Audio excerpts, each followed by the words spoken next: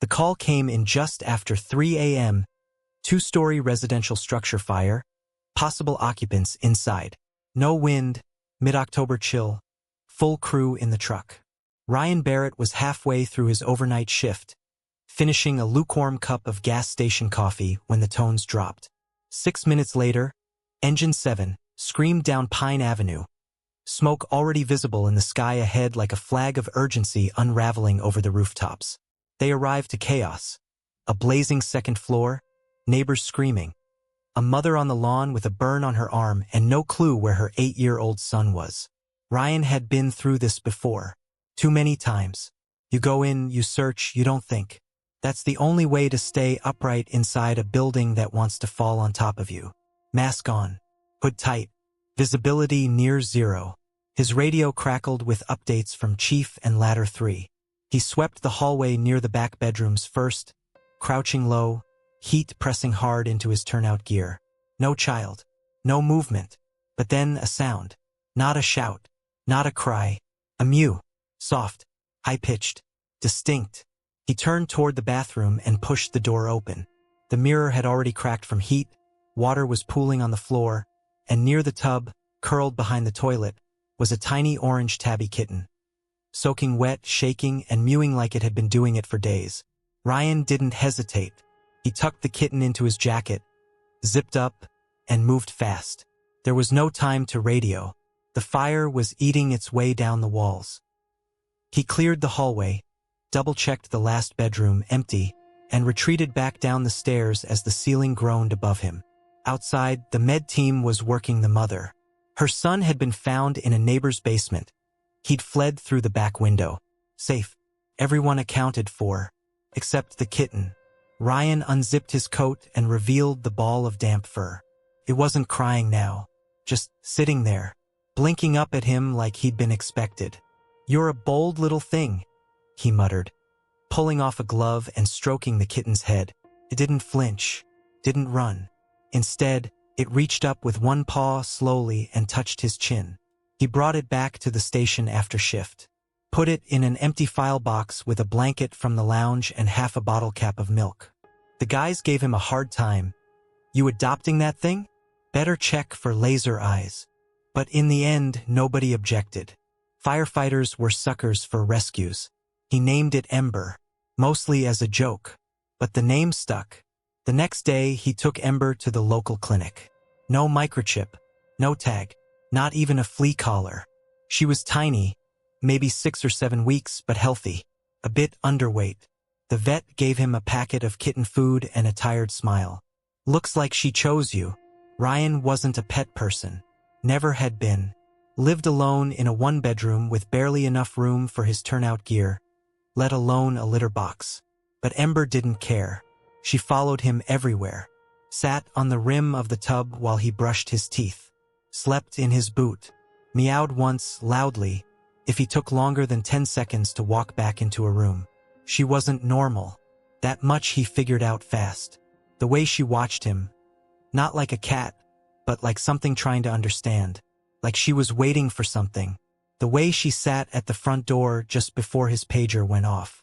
The way she refused to leave his gear bag alone. Always pawing at the zipper like she knew exactly what it meant. Started small. 3 days after the fire, he forgot his phone on the windowsill. Ember jumped up and pushed it off, right before it rang. 5 days in, she knocked over a glass of water. Onto a newspaper with a fire report he hadn't noticed. One from a few months back. Unsolved cause. Same neighborhood. After a week, he started dreaming. Nothing clear. Just smoke. Always smoke. And a voice. Not Ember's. Not human either. But something in the space between. Ryan didn't tell anyone about the dreams. Firefighters see enough without needing to add visions to the list. And the last thing he wanted was for someone to chalk it up to fatigue or trauma. But they kept coming night after night. Always smoke, always the same house. But twisted somehow, older than the one he pulled Ember from. And always that same feeling in his chest when he woke up. Like he'd forgotten something important. Like someone was calling to him and he was missing it by seconds. Ember, meanwhile, had made herself a permanent fixture in his life. She'd learned how to open the kitchen drawer with the treats in it. Not by brute force, but by tapping it once, then sliding her paw just enough to pry it open. When he left his turnout pants by the door, she curled up on them like a watchdog.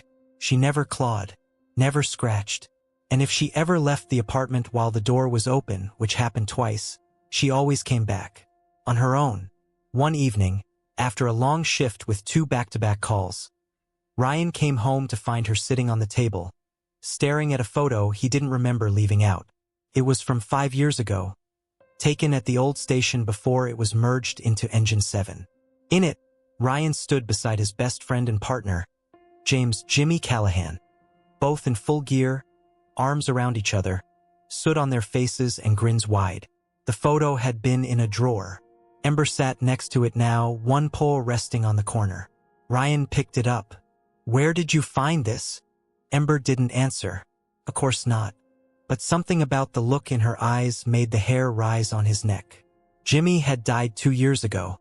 Fire in an abandoned warehouse. Roof collapse.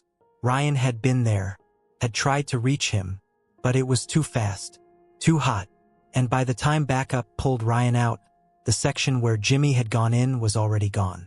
They never recovered his body. Ryan never talked about it, until Ember started waking him every night at exactly 2:46 a.m., the time of Jimmy's last call. At first, Ryan chalked it up to coincidence. Cats were weird, but on the 4th night, when she patted up his chest and touched her paw to his mouth just before the pager on the nightstand let out a static pop. Not a call, just interference. He sat up, heart pounding, and whispered, "Okay, what are you?"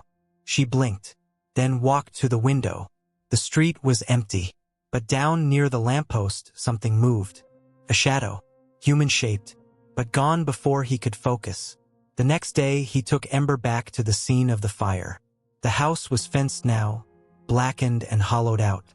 City inspectors had declared it unsafe, and the family had moved out of state.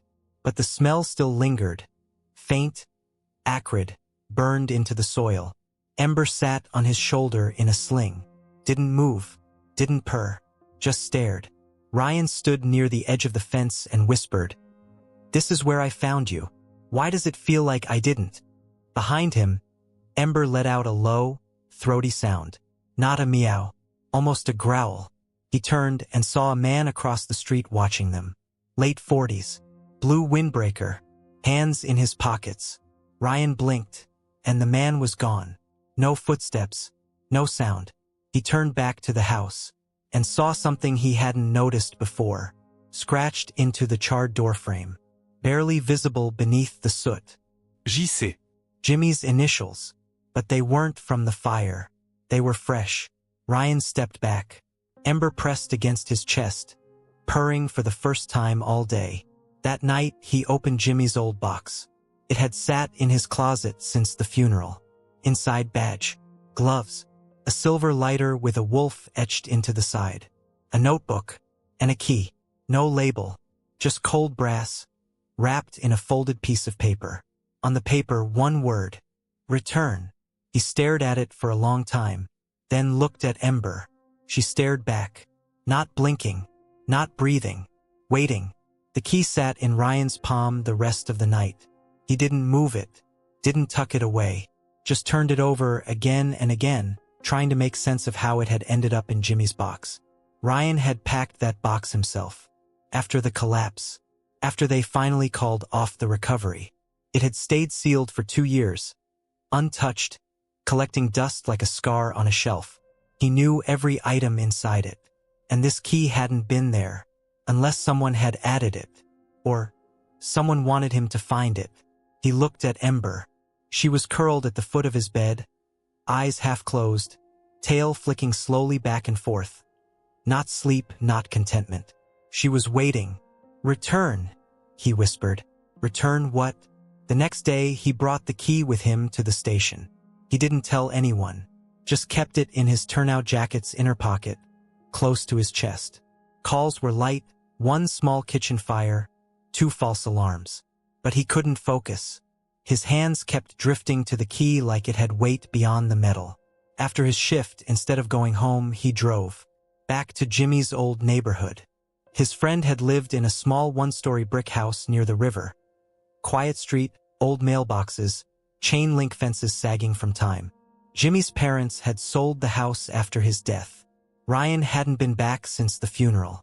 But as he pulled up and parked across the street, a strange feeling settled in his chest. Like the house was watching him. The yard was overgrown now. The driveway empty. But the porch light was on, flickering like someone had wired it to a faulty motion sensor. He stepped out of the car slowly, key in one hand, Ember tucked in the front of his jacket, silent. The front door was locked. He tried the key. It fit. Smooth. No resistance. He turned it, and the door creaked open. Inside, dust. Sheets over furniture. Old air. But not abandoned. Someone had been here recently. In the hallway, family photos still hung. One of Jimmy at age 6 holding a toy fire truck. One of him and Ryan during academy graduation. Both clean-shaven, all wide eyes and nerves. Ember wriggled slightly in his coat. "Yeah," Ryan whispered. "I feel it too." The house was quiet. Too quiet. But in the back room, the door was ajar. He pushed it open slowly. It was Jimmy's bedroom. And on the bed, a notebook, open to the middle. In Jimmy's handwriting. "If you're reading this, it means I was right. The fire wasn't an accident." Ryan's pulse hammered. He sat down slowly. Ember jumped to the desk and curled around the edge of the book like she'd been there before. He kept reading. "The warehouse fire, the one last year, it wasn't spontaneous combustion. I saw the canisters in the back room the day before. Unlabeled. Military-grade accelerants. Someone was moving something they didn't want found. I told Chief. He told me to drop it." Ryan froze. He remembered. The night before the fire, Jimmy had been angry, frustrated. He wouldn't say why, just muttered about wrong people doing the right job for the wrong reason. Ryan flipped the page. "If I don't make it, someone needs to go to locker 47. My stuff is there. Station 4. Only I had the key. Give it to Ryan. He'll understand." Ryan's heart dropped. He hadn't understood. Not until now. Locker 47. Station 4 had been decommissioned a year ago. Locked, gutted, turned into a supply depot. And the key, it wasn't to a house. It was to a locker. Ryan stood slowly, notebook in hand. Ember leapt down from the desk and trotted toward the door. She knew where to go. That night, he broke in. Station 4 was dark, fenced. No cameras left. The city had long since moved operations. He parked 2 blocks away. Hoodie pulled tight. Ember zipped into the inside of his jacket like always. She didn't make a sound. Inside, the air was colder, stale, like the place hadn't breathed in months. He moved by memory, flashlight off. Just the glow of his phone screen and instinct. The lockers were still there. Some open, some broken. But 47, still locked, still whole. He pulled out the key, hands shaking, turned it. Click. Inside, a duffel bag. He unzipped it, found files, photos, flash drives, a badge with no name, and a burner phone, still charged. He powered it on. One video, dated one day before the fire. He pressed play. Jimmy's face filled the screen. Tired, dirty, eyes haunted. "If something happens to me, Ryan, it wasn't an accident. And if you're seeing this, I hope Ember found you. Because she's not just a cat. She's the last thing I could trust to carry this message." Ryan stared. The screen went dark. His throat tightened. He looked down. Ember stared back. Eyes glowing. Steady. Certain. Ryan couldn't move. The phone screen faded to black in his hand. But the words still echoed in his ears like a siren in a narrow hallway. "I hope Ember found you. Not if. Hope. Like Jimmy had planned for it. Counted on it. But how? The fire that killed Jimmy happened 2 years ago. The kitten was barely 7 weeks old when Ryan found her. It didn't make sense. Unless he looked down at Ember. She blinked once. No fear. No confusion. Just understanding. The kind that made Ryan's skin crawl. Not because it scared him, but because it felt real. Too real. He crouched, lifting her from the cold concrete floor and cradling her against his chest. "You're not a regular cat, are you?" Her soft purr vibrated against his ribs like a quiet no. The next morning, Ryan didn't go to the station. He didn't even call in. He needed answers. Not guesses, not memories, not flashes of dreams. Real answers. The files in the duffel bag were filled with details Jimmy had collected in the weeks before the warehouse fire. Schematics of the building, copies of hazmat shipping forms, and a typed list labeled Unreported Fires, 14 incidents. All within a 5-mile radius. All in buildings owned by the same holding company. None of them ever made the news. They were called accidents, gas leaks, faulty wiring, arson by vagrants. Anything that could be closed quickly. And Jimmy had been tracking them. Ryan spread the files across his apartment floor. Ember curled at the center, nose twitching as if the scent of scorched secrets still lingered in the paper. One document caught his attention. A printout of an internal email between two names he didn't recognize. Subject line, 47 is asking questions. Ryan's blood ran cold. Locker 47. They'd known Jimmy was looking, and then he was gone. Not buried, not recovered, just gone. He left a message for Marnie, the only person he trusted outside the department. She worked at the Animal Rescue Center and had always said Ember was special. When she showed up an hour later and saw the files, her first words were, "You weren't supposed to find this, were you?" "No," Ryan said. "But I did." They went over everything together, slowly, carefully. When he showed her the video of Jimmy, she sat in stunned silence. Then she turned to Ember. "She's not just a messenger," Marnie whispered. "She's a key. A key to what? To memory. To you. To whatever Jimmy couldn't carry himself." They didn't talk for a while after that. The weight of it all was too heavy. That night, Ryan slept for the first time in days. Ember curled beside him as always. But this time, the dream was different. No fire, no screams. Just Jimmy, standing at the edge of a blackened doorway, his bunker gear covered in ash, his face worn but peaceful. He looked at Ryan, smiled. "Thanks for listening." Then he pointed behind him. A door. One Ryan hadn't seen before. It opened slowly, and behind it, light, an Ember. Not a kitten. Not a cat. Something older, wiser, still with the same eyes. When he woke, the clock said 2:46 a.m. again. But this time he wasn't afraid. He got up, packed the bag, and drove. The final location Jimmy had circled was on the edge of the city, an old warehouse registered to a shell company, scheduled for demolition, unmarked, fenced. He parked 2 blocks away, took Ember with him, cut through the fence with bolt cutters from the station supply shed. Inside was dark, cold, smelled like chemical ghosts and dry rot. But as soon as he stepped onto the main floor, Ember jumped from his arms and darted forward. "Ember, wait!" She didn't run far, just to a burned-out metal cabinet. Inside, a flash drive, hidden in a rusted tin. Ryan retrieved it and pocketed it, breath caught in his throat. When he turned around, there was a man standing between him and the exit. Same windbreaker, same eyes from that day across the street. "Should have left it alone," the man said. Ryan didn't flinch. "You're the one who made this personal. Your friend made it personal. You're just a cleanup." Ryan didn't move. "I have the files, the drive, the names. If something happens to me, you think people care? You think anyone's listening?" "I don't care if they are," Ryan said, stepping forward. "Because she is." He pointed to Ember, who now sat calmly behind the man. The man glanced back, and Ember's eyes flared, bright, unnatural, like fire reflected in gold. The man stumbled, and in that heartbeat of fear, Ryan moved, knocked him down, ran. He turned the drive over to a journalist Marnie knew, someone who didn't scare easy. The story took 2 weeks to hit, but when it did, it exploded. The city launched an investigation. 2 officials resigned. The holding company folded. It didn't bring Jimmy back, but it ended the silence. A month later, Ryan stood on the same street where he'd first pulled Ember from the fire. The house was gone now, leveled, but he remembered the bathroom, the tile, the smell, the tiny shape behind the toilet.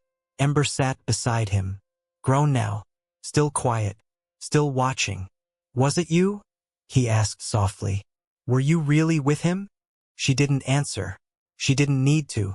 She brushed her head against his boot and looked up, then walked ahead, toward the fire station, tail held high. He followed, like she always knew he would. Ryan didn't talk much after the story broke. Not to the press, not to the crew. He gave one statement to the department and let the rest unfold without him. Ember remained his shadow, never more than 2 steps behind, whether he was pacing the apartment or walking the perimeter of the firehouse. He started keeping a notebook, filled with everything he couldn't explain. The dreams, the way Ember always woke at 2:46, the warmth that radiated from her when she curled near the box of Jimmy's belongings, the way she sometimes stared at the fire station's wall as if seeing something Ryan never could. One night, he took a call alone. Abandoned building, smoke but no flames, and as he stepped through the half-collapsed doorway, he felt a familiar pressure in his chest. Ember hadn't come this time. He'd left her at home, thinking it was just another false alarm. But standing there, surrounded by ash and silence, he heard it again. The voice, not loud, not clear, but present, like a whisper behind the smoke. "Don't forget." That's all it said. When he returned home, Ember was pacing by the door, tail stiff, eyes wide. She leapt into his arms, claws digging into his jacket, not in fear, in warning. After that, he never left her again. People asked questions. Some thought he'd lost it.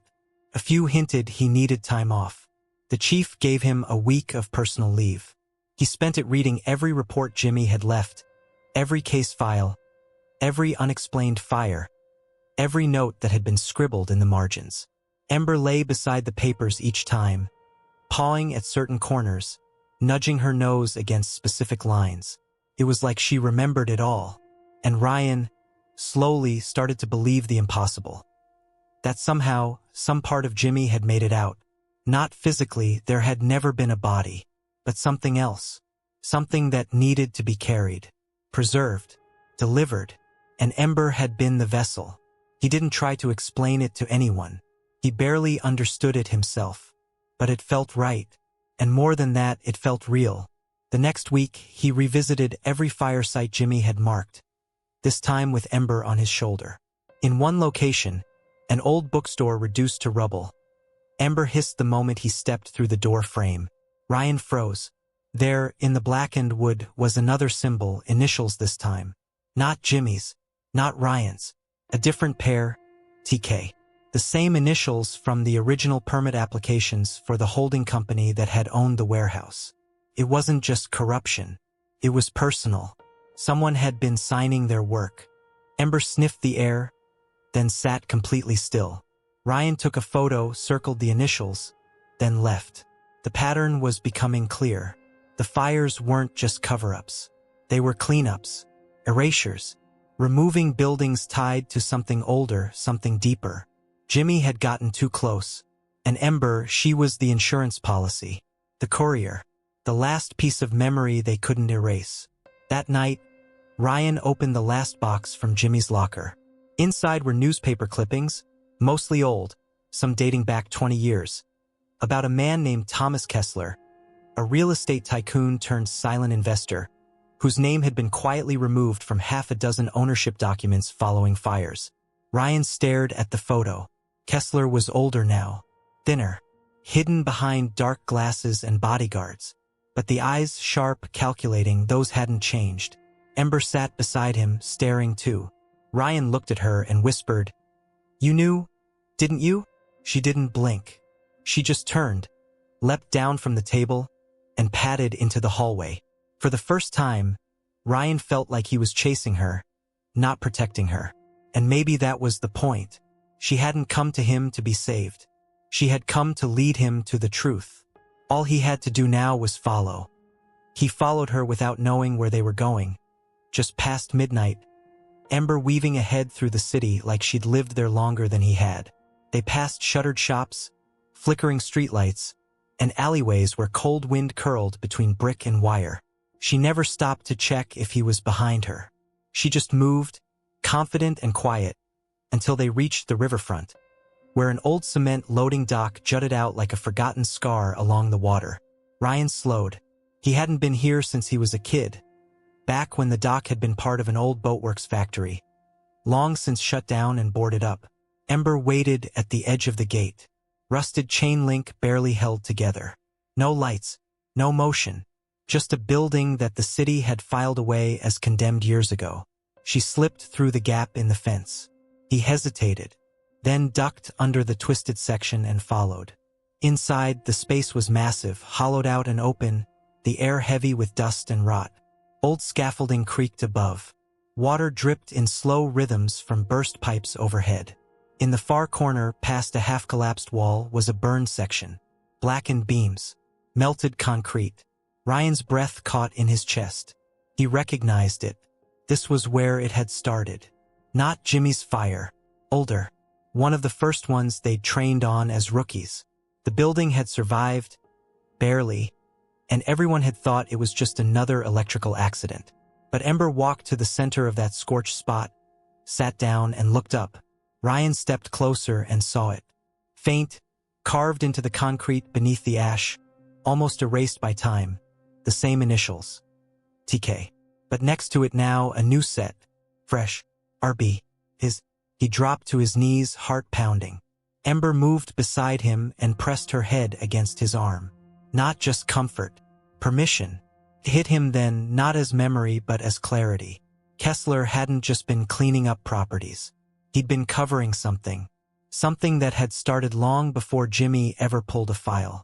Something bigger. The buildings weren't random. They'd all been fire sites once.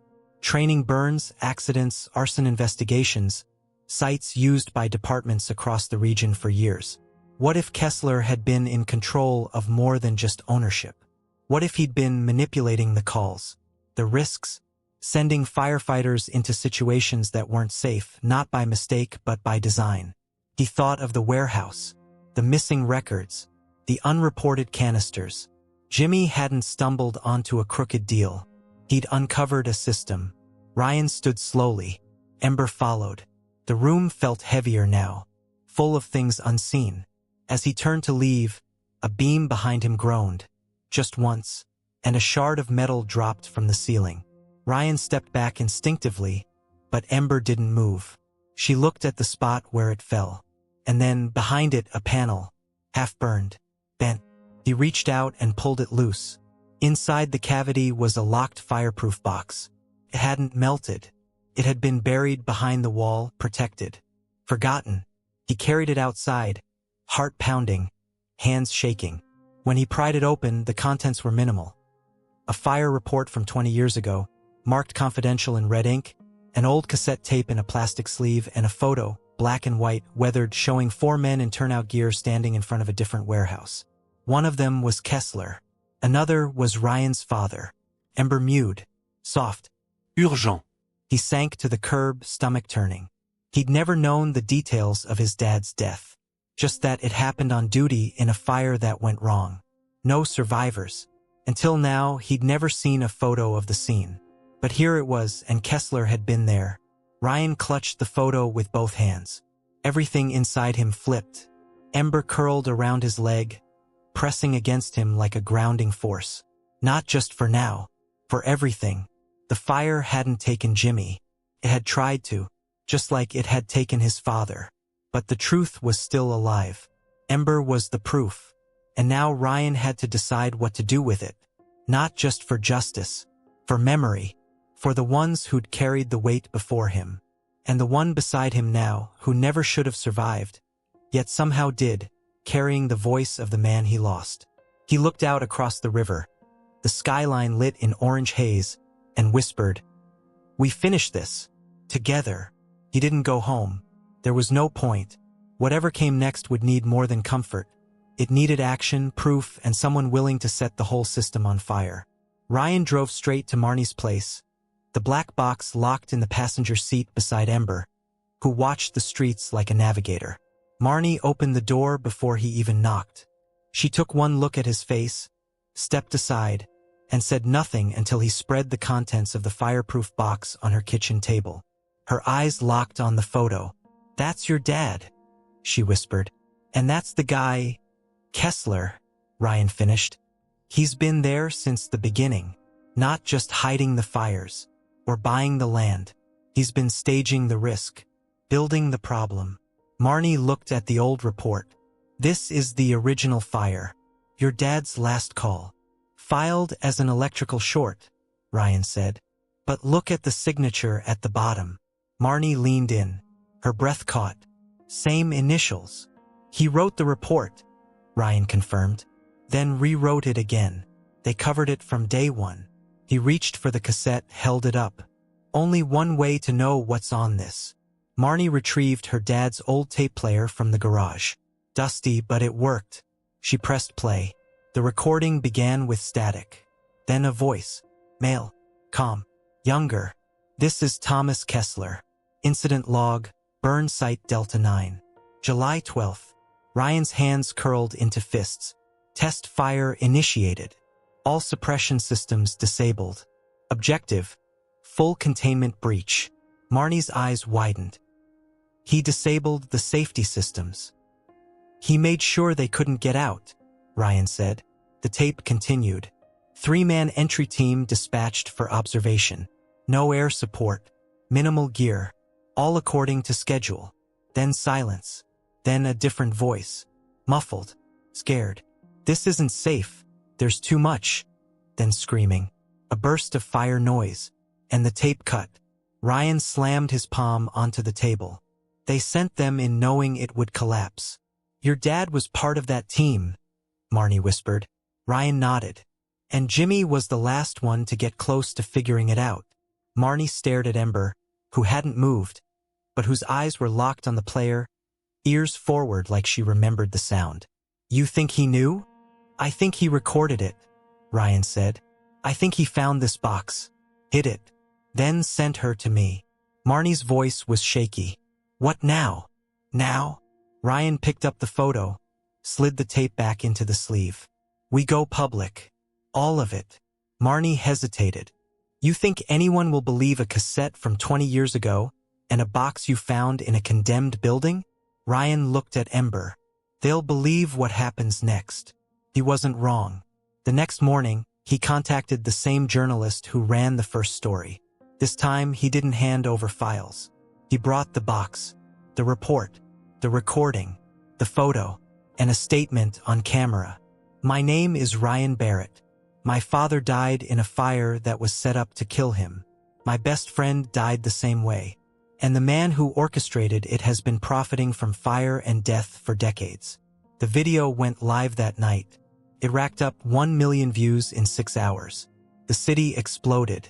Investigations reopened. Kessler's name trended across every platform. His legal team went silent. Then his company's homepage disappeared. But Ryan wasn't finished. He went to the station, stood in front of his team, and told the full story. Not everyone believed him. Some thought he was cracked. But others, especially the ones who'd lost people, they listened. And then Ember walked into the room. She jumped up on the center table and sat, and the room went silent. Because even if they didn't believe the whole story, something about the way that little creature looked at each of them made them feel like they should. That night, Ryan returned home and found a letter taped to his door. No name, no logo, just a message. "You should have stayed silent." He read it, then burned it, because it was already too late. The truth was out. The fire had been lit.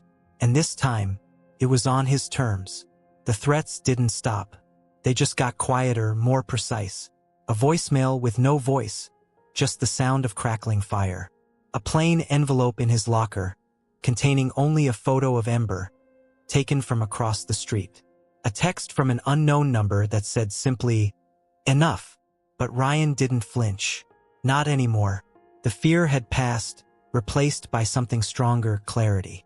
Ember never left his side. And not just out of comfort. She was alert, tense, always listening. She started pacing windowsills, sitting by the door at odd hours.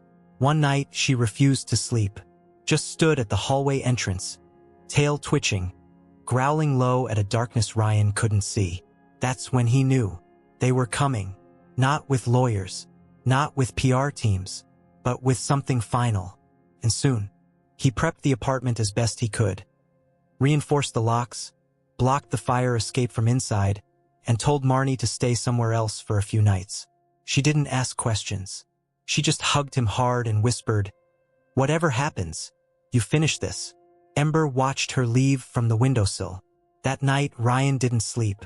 He sat on the floor in the living room, Ember curled in his lap, a small flashlight in one hand and Jimmy's lighter in the other. It still worked. He flicked it once, watched the flame hold, then whispered, "You still with me, brother?" The flame flared, just slightly. Enough. At 2:46 a.m. exactly, Ember sat up, ears alert, eyes locked on the door. A second later, a sound. Barely a knock.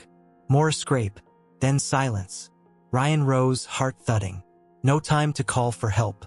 No time to wait. He stepped to the peephole. No one. But he could feel it. Just beyond. He grabbed the duffel with the original files and slung it over his shoulder. Then gently picked Ember up. "We don't wait for them," he muttered. "We finish this now." The firehouse was dark when he arrived. After shift change, lights out. Only the night crew and dispatch awake. He walked straight through the bay, past the rigs, past the lockers, into the chief's office. The door was locked. He picked it. Inside, the filing cabinet sat where it always had, drawer 3, restricted access. But Ryan had been here before.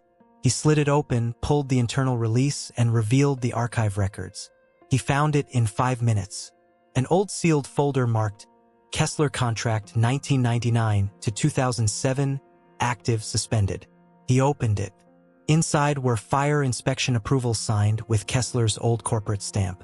Every station in the city had used his companies for site inspections, equipment testing, and worst of all, gear procurement. Cheap gear, flammable liners, unrated hoods. Jimmy had known. His dad probably knew too. That's why they died. Because someone made a fortune on what wasn't supposed to survive the heat. Ember hissed. Ryan turned. A shadow moved outside the window. Someone was here. He stuffed the file into his jacket and slipped out the back. He didn't run. He walked, calm, focused, down the alley, into the street, toward the river, where it all began. Ember stayed silent, but she trembled now, not in fear, in anticipation. As they reached the old boatworks dock, he saw the shape waiting for him. Tall, hooded, calm, the same man from before, Kessler's enforcer, or maybe Kessler himself. Ryan didn't care. He walked straight to the middle of the dock. "I've got everything," he said, "and it's going out at sunrise." The man didn't respond, just held up a hand. Not threatening, not holding a weapon, just open. "We never meant for it to be personal," the man said. "But you made it that way." "No," Ryan said. "You did. The day you burned the first one and sent my father into it." A long pause. Then, "This won't end how you think." Ryan reached into his coat, pulled out the lighter, flicked it once, held it up. The wind didn't touch the flame. "You're right," he said. "It'll end better." And from behind the crates, floodlights hit them. Bright, blinding. Marnie stepped out, holding her phone high, live streaming. "Say hi to everyone watching," she called. "You're live." The man froze. Ryan smiled. "Told you we'd finish it." Ember leapt from his shoulder, landed beside the man, and growled. And this time it didn't sound like a cat. It sounded like something older, something wild. The man backed up, then ran, disappeared into the dark. But it didn't matter. They had everything, and the world was finally watching. The video went viral within hours. Thousands of shares. National outlets picked it up by morning. The image of Ryan, standing beneath the floodlights on the old dock with a small orange cat at his feet and fire in his eyes, became a symbol. Not just of justice, but of memory. The story was too big to bury now. Lawsuits followed. Subpoenas. Kessler vanished. His company dismantled piece by piece as journalists and investigators tore into every inch of his past. Fire departments across the country began rechecking their contracts. Some of them had the same gear, the same inspections, the same silent dangers. People started calling it the Ember effect, the realization that sometimes the smallest spark can bring down the most fortified lie. Ryan didn't speak to the media. He didn't need to. The story spoke for itself. And Ember stayed close, quiet, watching. But something about her changed in the days that followed. She began to sleep more, eat less. The fire in her movements slowed, like a flame winding down after its work was done.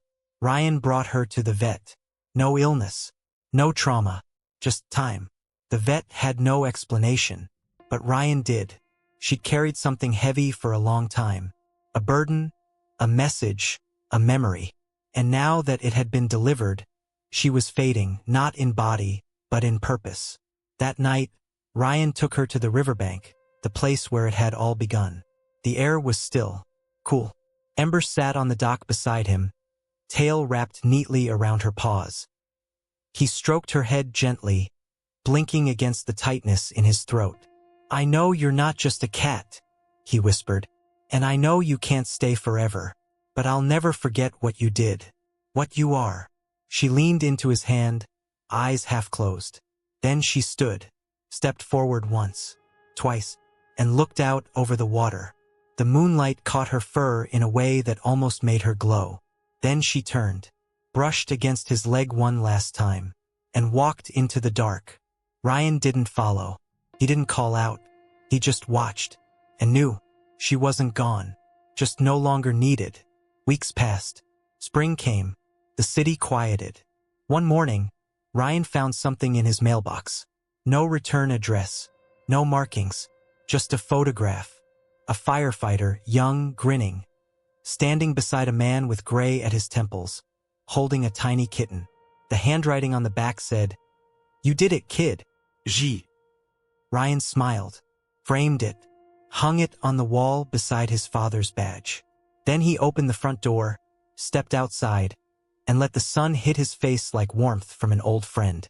Because some fires never die, and some sparks never leave. They just change form and keep watch.